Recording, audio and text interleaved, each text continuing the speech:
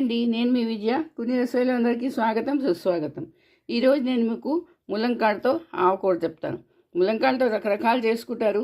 కూరలు, మసాలా కూర చేసుకుంటారు, నులుగుండ కూర చేసుకుంటారు, ఏవో చేస్తూ ఉంటారు. కానీ ఇలా సింపుల్గా చాలా టేస్టీగా ఉన్న ఆవకూర చెప్తాను చూడండి. ఆవు వేసి చాలా హెల్త్కి కూడా చాలా మంచిదండి. మరి రండి, ఇది ఎలా చేస్తారో చెప్తాను. దీనికోసం ములంకాయలు కావాలండి. ములంకాయలు ఇంత సైజు తరిగి పెట్టుకోవాలి.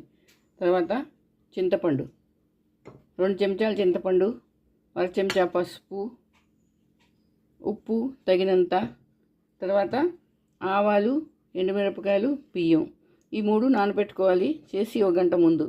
బియ్యం 2 చెంచాలు, ఆవాలు 1 చెంచా, మిరపకాయలు 3 నుంచి 4 నానబెట్టుకొని ఇది రుబ్బి పెట్టుకోవాలి. చూడండి, గ్యాస్ మీద మూకుడు పెట్టుకున్నాను. అందులో నీళ్ళు వేసుకుంటున్నాను. వేసుకొని ఈ ములంకాళ్ళు వేసేయాలి. అలాగే చెంచా చింతపండు రసం ఇది వేసుకున్నాను. పసుపు,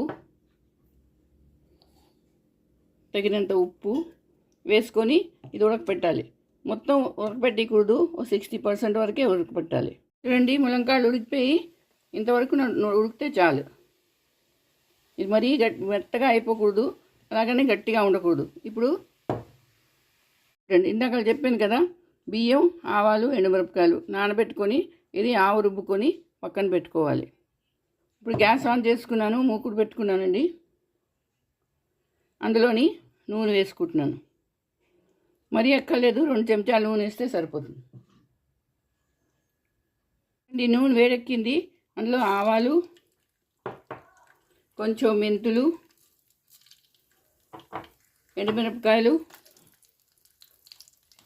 ఇంగువ ఇది వేసుకొని పోపు వేసుకోవాలి. కరివేపాకు, కొంచెం ఆవాలు చిట్పట్లాడాలి.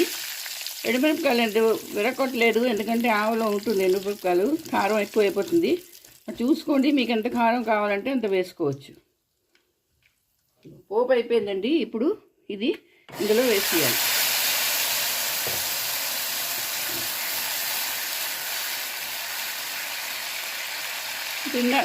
ఆవు ఉన్నట్టు కదా, ఇది ఇందులో వేసేసుకోవాలి. వేసుకొని కలుపుకోవాలి. మరీ పలుచగా ఉంచకూడదు, అలా అని మరీ థిక్గా కూడా కాదు. ఇదిగో ఇలా ఉంచాలండి. అందులోని కొంచెం 1 చెంచా పంచదార వేస్తే దీని టేస్ట్ చాలా బాగుంటుంది. ఇది ఆప్షనల్, మీకు వేసుకోవాలంటే వేసుకోండి, ఇష్టం లేకపోతే మానేసుకోవచ్చు. వేస్తే కొంచెం టేస్ట్ ఎక్కువ బాగుంటుంది. ఇలా కొడుకు రావాలి, చూసారా? ఇదిగో ఒక ఉడికి వస్తే చాలు, మరీ ఎక్కువ ఉడికిపోకూడదు, ఎందుకంటే ఆవాలు చేదు అయిపోతాయి మళ్ళీను. అందుకని ఇదిగో చూసారా, ఇదిగోటండి ములంకాడ ఆవకూర రెడీ అయిపోయింది. చూసారా? చూడ్డానికే కాదు, తినడానికి కూడా చాలా బాగుంటుందండి. రైస్లో అయితే దీని టేస్ట్ చాలా బాగుంటుంది. మరి మీరందరూ చేసుకోండి, అలాగే అందరికీ చేసి పెట్టండి.